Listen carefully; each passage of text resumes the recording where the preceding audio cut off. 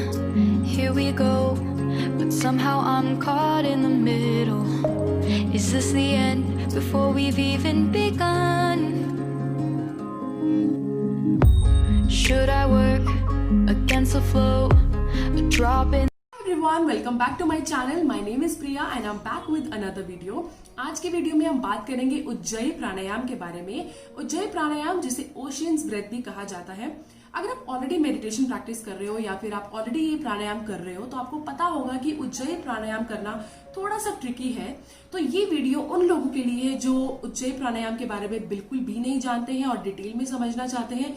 Also जो जानना चाहते हैं, थोड़ा सा आइडिया है लेकिन अभी भी कंफ्यूज हैं, क्योंकि इस वीडियो में मैं बात करूंगी कि आप ये प्राणायाम करते टाइम क्या क्या गलतियां करते हो और आप कैसे इन्हें अच्छे से समझकर ठीक कर सकते हो। तो ये वीडियो में हम बात करेंगे कि उज्जयी प्राणायाम क्या है, स्टेप बाय स्टेप इसे कैसे किया जाता है, इसके क्या क्या बेनिफिट्स है, आपको कितनी देर तक प्रैक्टिस करना चाहिए और कैसे प्रैक्टिस करना चाहिए, इन सब चीजों के बारे में हम बात करेंगे। तो अगर आप मेरे चैनल में पहली बार आए तो प्लीज कंसीडर सब्सक्राइबिंग, बिकॉज मैं ऐसी ही वीडियोस के साथ आती रहती हूँ। और अगर आप पहले से जुड़े हो तो welcome back guys, thank you so much. आइए वीडियो स्टार्ट करते हैं। Ujjayi pranayama. Ujjayi pranayama is also called as victorious breath, victory over your mind, victory over your body, क्योंकि आपकी बॉडी से, आपके माइंड से जो भी नेगेटिव एनर्जी है इसे बाहर निकाल देता है और आपके माइंड को कंट्रोल में लेकर आता है और इसे रिलैक्स फील कराता है, इसीलिए इसे विक्टोरियस ब्रेथ भी कहा जाता है। Also it is called as ocean's breath, क्योंकि जब भी आप इस प्राणायाम के अंदर एक्सेल करते हो तो आपकी जो साउंड है वो ओशियन जैसे प्रोड्यूस होती है, इसीलिए इसे ओशियंस ब्रेथ भी कहा जाता है। ये एक मेडिटेटिव प्राणायाम कंसिडर किया जाता है, क्योंकि जब भी आप ध्यान में जाना चाहते हो या फिर मेडिटेशन करना चाहते हो तो ये कहा जाता है कि आप ये ब्रीदिंग टेक्निक भी यूज कर सकते हो, तो इसीलिए इसे मेडिटेटिव प्राणायाम भी कहते हैं। अगर हम बात करें अपने स्टडीज के बारे में तो डिपार्टमेंट ऑफ न्यूरोफिजियोलॉजी इन बैंगलोर ने एक स्टडी किया और वहां पे कंक्लूजन निकला कि जब भी आप ये प्राणायाम प्रैक्टिस करते हो तो आपके माइंड में, आपके बॉडी में 50% ज्यादा ऑक्सीजन जो है जाती है। करते हैं इस प्राणायाम से होने वाले बेनिफिट्स के बारे में। सबसे पहला बेनिफिट उन लोगों के लिए है जिनको भी थायराइड का प्रॉब्लम है।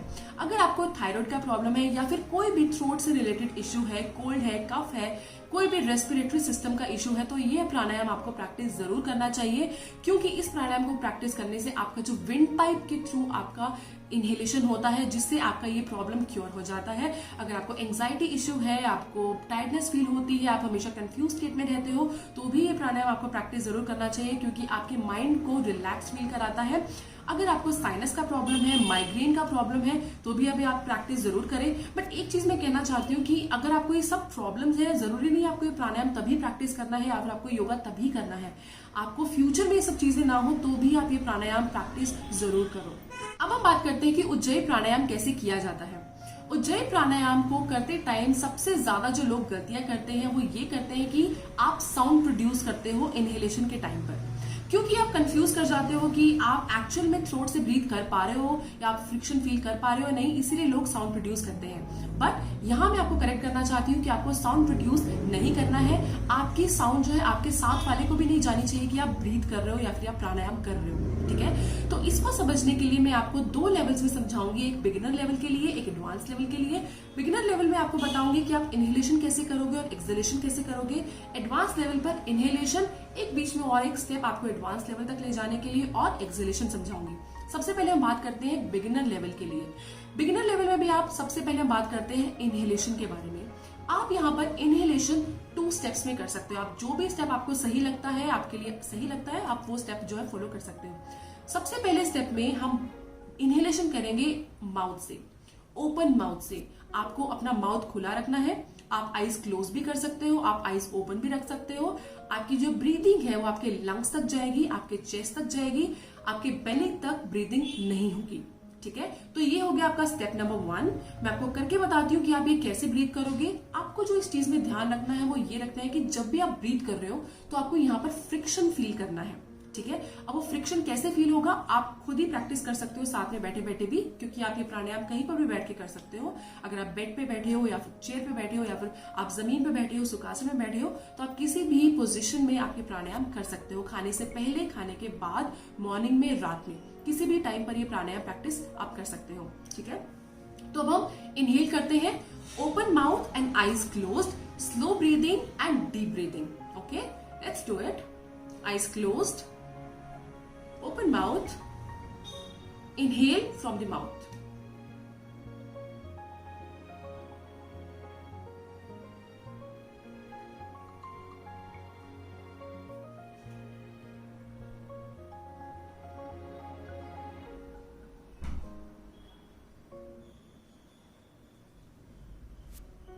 मैंने यहाँ पे इनहेल किया और एक्सहेल किया।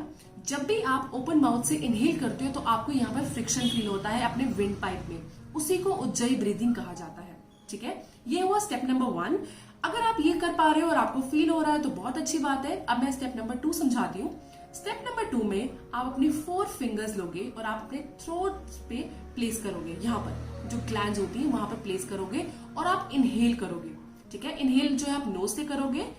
इनहेल करने के बाद आपको यहाँ विंड पाइप पे फ्रिक्शन फील करना है।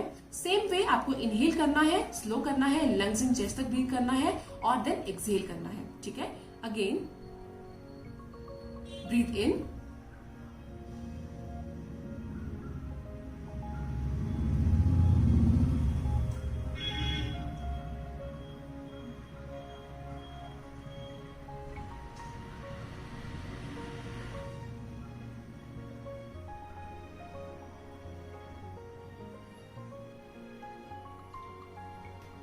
यहाँ पर आपको फील होगा इनहेलेशन के टाइम पर विंड पाइप में फ्रिक्शन। अगर आपको फील नहीं भी हो रहा है तो इट्स ओके। कुछ टाइम की प्रैक्टिस के बाद आपको जो है ये फील होना शुरू हो जाएगा कि आप यहाँ से जो है ब्रीथ कर रहे हो अपने विंड पाइप के थ्रू।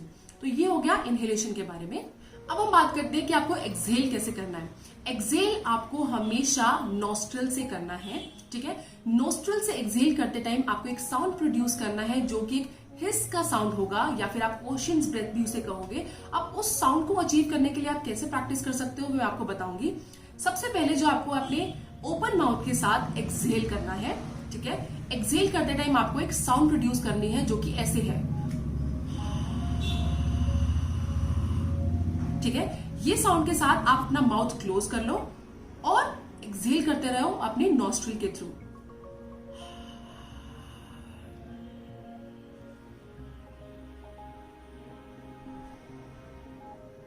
ये जो साउंड है इसे ही ओशंस ब्रेथ कहा जाता है। ठीक है, तो आप इस तरीके से एक्सहेल कर सकते हो। ये हुआ स्टेप नंबर 1 जो कि आप नॉर्मल एक्सहेल कर रहे हो। अगर आपको एक्सहेल करते टाइम थोड़ा सा एडवांस लेवल पर लेकर जाना है तो आप जो है चंद्र नाड़ी के थ्रू भी एक्सहेल कर सकते हो। चंद्र नाड़ी के थ्रू एक्सहेल करना मतलब जो कि मैंने अनुलोम विलोम में बताया था। अगर आपने वो वीडियो नहीं देखा है तो मैं आपको यहाँ लिंक कर दूंगी, आप जरूर देखना। अनुलोम विलोम में जो है हम एक्सहेलेशन चंद्र नाड़ी के थ्रू करते हैं। इनहेलेशन भी स्टार्ट वहीं से करते हैं, एक्सहेलेशन भी एंड वहीं तक करते हैं। तो एक्सहेलेशन आप इस स्टेप में अपने चंद्र नाड़ी से कर सकते हो क्योंकि ये प्राणायाम करते टाइम आपके बॉडी में हीट प्रोड्यूस हो जाती है। तो उसको रिलैक्स करने के लिए, काम डाउन करने के लिए आप एक्सहेलेशन चंद्र नाड़ी के थ्रू कर सकते हो। तो चंद्र नाड़ी के थ्रू एक्सहेलेशन करने के लिए आपको अपने हैंड्स को विष्णु मुद्रा में लाना होगा और आपको इस हैंड को चिल मुद्रा में रखना होगा। इसको यहाँ प्लेस करके लेफ्ट नॉस्ट्रिल से आपको एक्सहेल करना होगा, सेम वे जो मैंने आपको भी बताया। तो यहाँ आपने बात की इनहेलेशन के बारे में एंड एक्सहेलेशन के बारे में। इनहेलेशन आप माउथ के थ्रू कर सकते हो। आप कुछ टाइम तक माउथ के थ्रू प्रैक्टिस करो। जब एक बार आप कंफर्टेबल हो जाओ, आपको पता लग जाएगा कि आपको किस एरिया से इनहेलेशन करना है, कहाँ पर फ्रिक्शन फील करना है, तो आप नॉर्मल इनहेलेशन भी कर सकते हो या फिर आप 4 फिंगर्स रखकर भी यहाँ कर सकते हो। कुछ टाइम तक ऐसे प्रैक्टिस करो, उसके बाद आप नॉर्मल ब्रीदिंग भी कर सकते हो। एक्सहेलेशन आपको या तो नॉस्ट्रल से करना है या फिर आप चंद्र नाड़ी के थ्रू भी एक्सहेलेशन कर सकते हो। तो ये हुआ बिगिनर लेवल के लोगों के लिए। आप ये जो है 5 साइकिल प्रैक्टिस कर सकते हो, फिर आप धीरे धीरे 10 साइकिल्स तक जा सकते हो। और जब आप एक बार एडवांस लेवल तक पहुंच जाओ तो आपको ये 5 to 10 मिनट्स तक के लिए करना है। अब हम बात करते हैं कि एडवांस लेवल के लोगों को कैसे प्रैक्टिस करना है। ठीक है, एडवांस लेवल के लोगों को इनहेलेशन वैसे ही करना है जैसे मैंने अभी बताया, सेम वे जैसे कि बिगिनर लेवल के लोगों ने किया। एक्सहेलेशन भी सेम स्टेप में करना है, लेकिन एक चीज आपको यहाँ पर ऐड करनी है जिसे कि हम बोलते हैं लॉक करना। आपकी ब्रीदिंग को आपको लॉक करना है। इनहेलेशन और एक्सहेलेशन के बीच के स्टेप में आपको ब्रीदिंग को लॉक करना है फॉर 5 सेकेंड्स, जिसके लिए हम एक बंद का यूज करेंगे जिसे हम जलंधर बंद भी कहते हैं। तो जलंधर बंद को कैसे यूज करेंगे मैं आपको बताती हूँ। जब भी आप इनहेल कर रहे हो, आप फिंगर्स के साथ, माउथ के साथ आप एक बार इनहेल कर लो। इनहेल करने के बाद आपकी जो चिन है आपको यहाँ पर टच करनी है। इससे क्या होगा कि आपकी जो भी ब्रीदिंग है वो आपके लंग्स में लॉक हो जाएगी। जिससे कि आपकी बॉडी में ऑक्सीजन ज्यादा जाएगी। अब हम बात करते हैं कि दोनों लेवल के लोग, beginner level and advance level के लोग प्रैक्टिस कैसे करेंगे। तो सबसे पहले हम समझते हैं कि बिगिनर लेवल के लिए कैसे प्रैक्टिस होगा। तो बिगिनर लेवल के लोगों के लिए जो लेफ्ट हैंड है वो रहेगा चिन मुद्रा में, राइट हैंड के जो 4 फिंगर्स है वो थ्रोट पे। फिर हम इनहेल करेंगे। इनहेल जो है हम स्लो ब्रीदिंग में करेंगे, स्लो इनहेलेशन होगा। उसके बाद हम एक्सहेल करेंगे विष्णु मुद्रा के साथ चंद्र नाड़ी के थ्रू। ठीक है, ये होगा बिगिनर लेवल के लिए। सबसे पहले chin mudra and then 4 fingers on throat, inhale deep, feel the friction,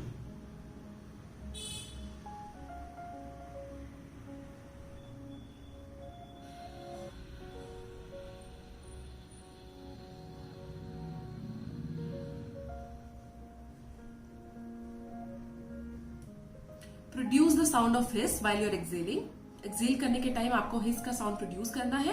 तो ये हो गया आपका बिगिनर लेवल के लिए। आप ये 5 to 10 साइकिल्स प्रैक्टिस करो। अब हम समझते हैं कि एडवांस लेवल के लोग कैसे प्रैक्टिस करेंगे।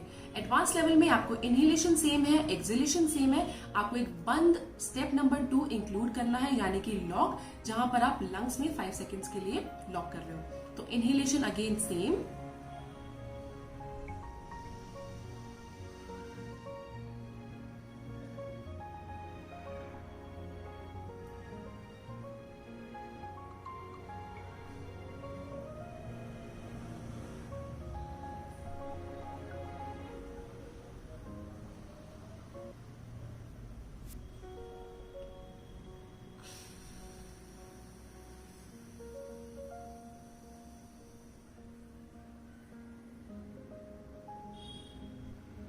एडवांस लेवल पर हो तो आपको 5 to 10 मिनट्स के लिए प्रैक्टिस करना है। आप किसी भी लेवल पर इसे स्टार्ट कर रहे हो या फिर किसी भी लेवल पे इसे कंटिन्यू कर रहे हो, आपको एक ही चीज का ध्यान रखना है जो कि इसकी टेक्निकलिटी है, क्योंकि एक बार वो समझ में आ गई तो आपके लिए प्राणायाम इजी हो जाता है।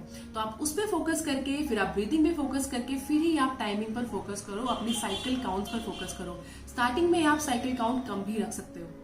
So this is it for today's video guys. I hope आपको उज्जयी प्राणायाम अच्छे से समझ में आया। आपको जो छोटी छोटी चीजें आपको ध्यान रखनी है, आप कैसे प्रैक्टिस करके उस लेवल तक पहुंच सकते हो, आपको अच्छे से क्लियर हुआ। अगर आपके कोई भी क्वेश्चंस हैं आप मुझसे कमेंट सेक्शन में पूछ सकते हो, मैं उनके आंसर जरूर करूंगी। और मैं आपसे मिलूंगी अपनी अगली वीडियो में। Till then keep practising, take care, bye.